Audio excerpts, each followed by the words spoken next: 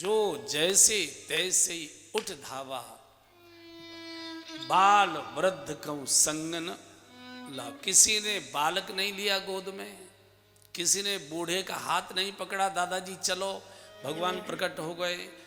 कोई किसी ने कहा कि ये तो अयोध्या के नागरिक बड़े स्वार्थी हैं, तो किसी महापुरुष ने कहा कि संसार के व्यवहार में निस्वार्थ चाहिए और भगवान के भजन में स्वार्थ चाहिए।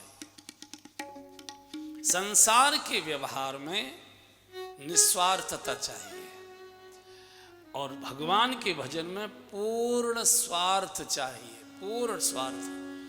तो घर परिवार के काम में ये कह सकते हैं आप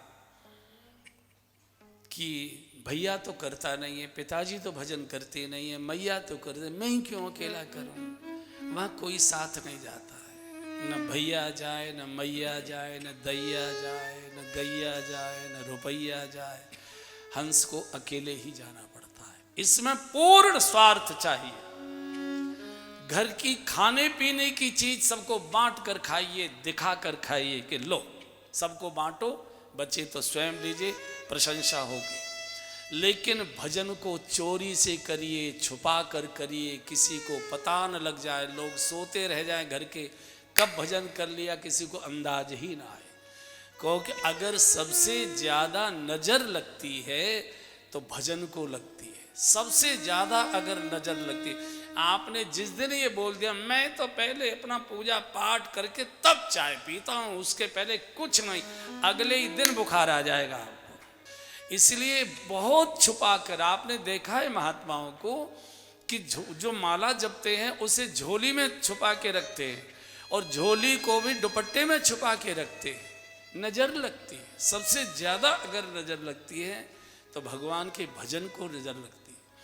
इसलिए बिल्कुल चोरी से, जिसमें पूर्ण स्वार्थ चाहिए। संसार के व्यवहार में परमार्थी बनो और भगवान के भजन में पूर्ण स्वार्थी बनो। चोर बनो, किसी को पता ही न लग जाए, कोई देख न ले, अंदाज भी किसी को ना जाए कब भजन करता है, तब आप आगे बढ़ पाएंगे।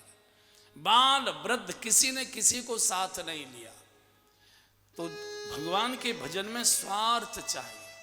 संसार के व्यवहार में परमार्थ चाहिए। किसी ने बच्चे को, बड़े को, बूढ़े को, किसी को साथ ही नहीं लिया, अकेले ही यात्रा करनी होती है। यहाँ संसार के घर परिवार के काम में तो ये कह सकते हो कि ये भैया तो कुछ करता नहीं है, मैं ही काहे को करूं, मैं ही अकेला खाता हूं क्या, बाकी सब मटर गश्ती करते हैं, बाकी सब मोबाइल देखते रहते हैं और मैं ही पिदा रहता हूं। आप घर परिवार के काम में कह सकते, लेकिन आप भगवान के भजन में नहीं कह सकते। पिताजी तो भजन करते नहीं, मैं क्यों करूं, बड़े भैया तो भजन करते नहीं है, मैं क्यों करूं। भजन नितांत एकांत का, अकेले का है। भजन में कभी सामूहिक भजन नहीं होता, सामूहिक भजन गाए जाते हैं। जो भजन किया जाता है वो एकांत में किया जाता है, किसी को पता ही न चले। भक्ति करिए, भगत जी मत बनिए। भगत जी उपहास है, जो ऊपर का ढोंग ढपाड़ करता है उसे लोग भगत जी कहते हैं। आओ भगत जी माने पूरा चंदन पोता हुआ है और बड़ी जोर जोर से माला बाहर ऐसे खड़खड़ाता है, ऐसे ऐसे चलाता है, ऐसे। वो भगत जी मत बनिए, भक्त बनिए। और भक्त भी बिल्कुल किसी को अंदाज ही ना आए, पता ही न लगे। तो बहुत अयोध्या के नागरिक दौड़ कर गए हैं। बाल वृद्ध कहूं संग, जो जैसे तैसे ही उठ धावा। बेचे धावा माने पैरों से मत दौड़िए। कई बूढ़ी माताएं कह देगी हमसे तो बाथरूम तक भी बिना लाठी के नहीं जाया जाता, और आप कह रहे हैं कि भगवान के उसमें दौड़े। धावा माने शारीरिक नहीं है, धावा माने मानसिक व्याकुलता, बेचैनी, कसक, टीस, दर्द, आकुलता, एक प्रकार की घबराहट। मैं कैसे आगे बढ़ूं, मैं कैसे भगवान की ओर जाऊं। बिस्तर पर बैठकर संसार की यात्रा करनी होती है, पैसा कमाना है, पद कमाना है, पैरों से दौड़ना पड़ता है, शरीर से दौड़ना पड़ता है। और भगवान को प्राप्त करना होता तो पैरों को बंद करके आसन पर बैठाना पड़ता है। आसन पर बैठा, हम सब जगह बैठ सकते हैं लेकिन पूजा के आसन पर बैठा नहीं जाता हमसे 2 मिनट भी। घबराहट होने लगती है, अकुलाहट होने लगती है, नींद आने लगती है, ऊब आने लगती है।